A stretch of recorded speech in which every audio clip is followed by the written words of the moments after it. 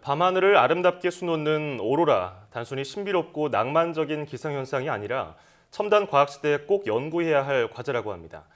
우리가 일기예보뿐 아니라 우주 기상예보도 봐야 하는 이유는 과연 뭘까요? 네, 오늘 과학서재에서는 극지 과학자가 들려주는 오로라 이야기를 저술한 지건화 박사와 함께 이야기 나눠보겠습니다. 안녕하세요. 예, 안녕하세요. 네, 자 먼저 오로라 이야기 어떤 책인지부터 소개를 좀 해주실까요? 예, 그 오로라 이야기는 그 우주 환경에서 가장 널리 알려진 그 오로라 현상을 중심으로 해서 우주 환경을 연구하는 우주과학을 소개하는 책이라고 볼 수 있습니다. 예, 그러면 이 오로라 이야기라는 책을 쓰게 된 특별한 계기가 있으셨나요? 예, 저희 이제 극지연구소에서는 그 매우 다양한 그런 기초과학 연구를 수행하고 있는데요.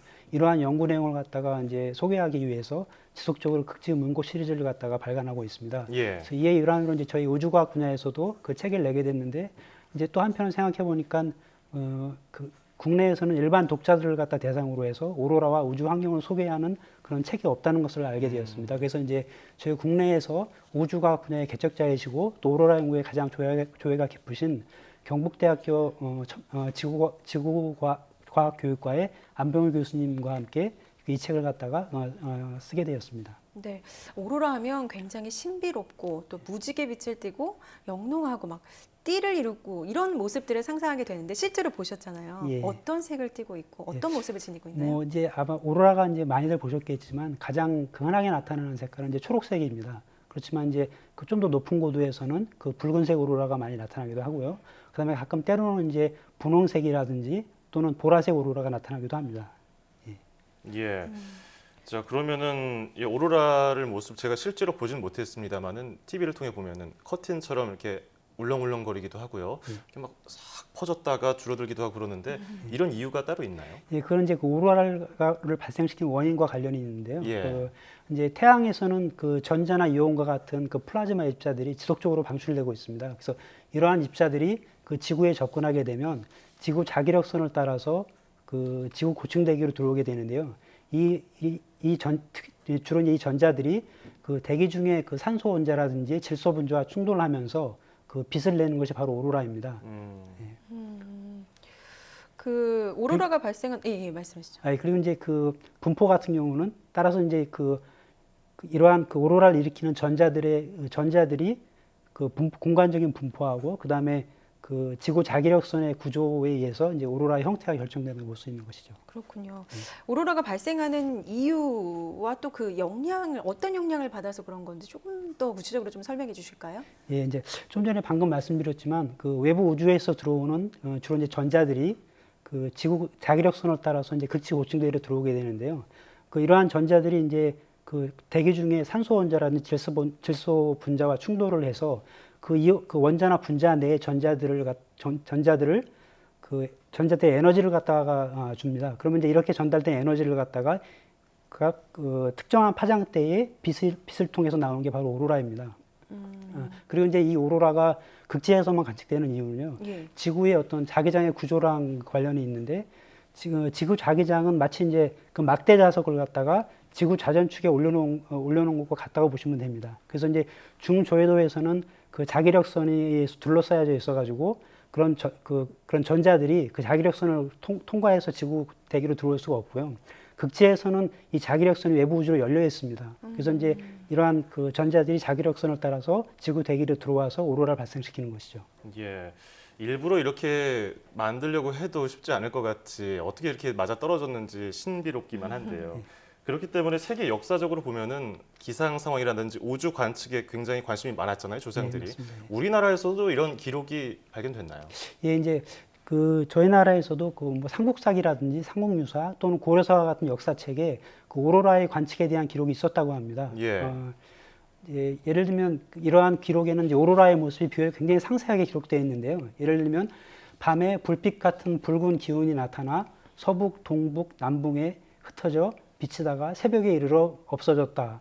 또는 온 하늘에 비단폭을 펼치다가 흩어졌다라고 이렇게 그 오로라의 모습을 갖다 상당히 구체적으로 표현해 놓았습니다. 예. 그러면 이게 오로라라고 확정할 수 있을까요? 아니면 추정하고 있는 건가요? 이제 그 오로라가 그거는 이제 오로라가 발생되는 그런 그 위치랑 관련이 있는데요. 그 그 오로라가 발생하는 건 주로 이제 남극이나 북극에서 관측된다고 알려져 있는데 보다 엄밀하게 말하면은 오로라는 지구 자기장의 극점을 주변으로 발견이 되는 거거든요. 예. 그러면 이제 그리고 이제 이 지구 자기장의 극점은 지리적인 극점과 정확히 일치하는 것이 아니고 시간에 따라서 지리적인 극점 주위를 서서히 움직이고 있습니다. 예. 그래서 이제 과거에는 아마도 그 북반구의 자극의 위치가 한반도 쪽에 가까이 있었을 것으로 예상됩니다. 그래서 이제 그 당시에는 관측이 되었을 거고요. 그러나 현재는 그 북반구의 그 자극의 위치가 캐나다 쪽에 있습니다. 그래서 한반도하고 정반대편에 있는 것이죠. 그래서 현재는 저희 한반도에서는 이제 오로라 관측이 되지 않는 것입니다. 그렇군요. 오로라가 참 아름답지만 우리와 좀 멀게 느껴지는 게 뭐 저희가 직접 막 볼 수 없으니까 더 멀게 느껴지기도 하는데 지금 우리가 오로라에 대해서 연구하고 또 배워야 되는 뭐 어떤 이유가 있다고 보십니까? 예, 이제 오로라는 저희가 눈에 보이는 것처럼 단순한 그런 볼거리에 지나지 않는 그런 현상이 아니고요. 그 최근에 이제 아마 태양 폭발이라든지 우주 기상이라는 말을 들어보셨을 텐데요. 예. 이제 그와 같은 현상이 그와 함께 오로라가 나타나면은 저희 눈에는 보이지 않지만 굉장히 다양한 물리적 현상들이 동시에 함께 일어나거든요. 이제 그러한 그 예를 들면 그 고층 대기의 온도가 고층 대기 온도가 급격히 상승을 한다든지 따라서 이제 전 지구적인 그 대류 현상이 강화되고 또 한편으로는 고층 대기상의 어떤 전리권에서 플라즈마 밀도가 갑작스럽게 증가하거나 감소하기도 합니다. 이러한 것들이 이제 보통 저희가 우주 기상을 일으키는 현상들인데요. 이러한 저희가 이제 날씨와만 마찬가지로 이러한 우주 기상 현상들이 저희 일상생활에 굉장히 밀접하게 연관이 되어 있습니다. 예. 말씀 들어보니까 우주 기상도 굉장한 영향력을 보이고 있는데요. 일기예보처럼 정말 우주 기상 예보도 우리가 확인해야 되지 않나 생각이 드는데 직접적인 피해라든지 뭐 간접적인 피해가 있었던 적이 실제로 있나요? 예, 이제 보통 이제 저희가 태양 폭발과 같은 태양 폭발 알러지 이벤트가 발생하게 되면은 지구에서는 이제 지자기 폭풍이라는 현상이 발생합니다. 예. 그렇게 되면은 그 지구 주변의 우주 환경이 굉장히 급격하게 이제 변하게 되는데요. 이때는 이제 그 우주 환경에서 활동하고 있는 인공위성뿐만 아니라 지상에서도 영향을 받게 됩니다. 아하. 이제 좀 더 구체적으로 예를 들어보면은 1989년에 그 캐나다 북동부의 퀘벡주에서 대규모 정전 사태가 일어났었습니다. 예. 그래서 그 당시에 한 9시간 이상을 갖다가 그 수백만 명의 그런 시민들이 그 정전 속에서 이제 그 고통을 겪는 사건이 있었는데요. 이게 이제 그 당시에 발생했던 그 대형 지자계 폭풍의 영향으로 알려지고 있습니다. 또 다른 예는 그 인공위성 같은 경우에는 저희가 이제 그 지상국하고 통신을 통해서 인공위성을 추적을 하고 있는데 이러한 그런 그 지자계 폭풍이 발생하게 되면 저희가 그 인공위성과의 통신이 두절되는 경우가 있습니다. 예. 그럴 경우에는 저희가 인공위성을 갖다 잃어버릴 수 있고요.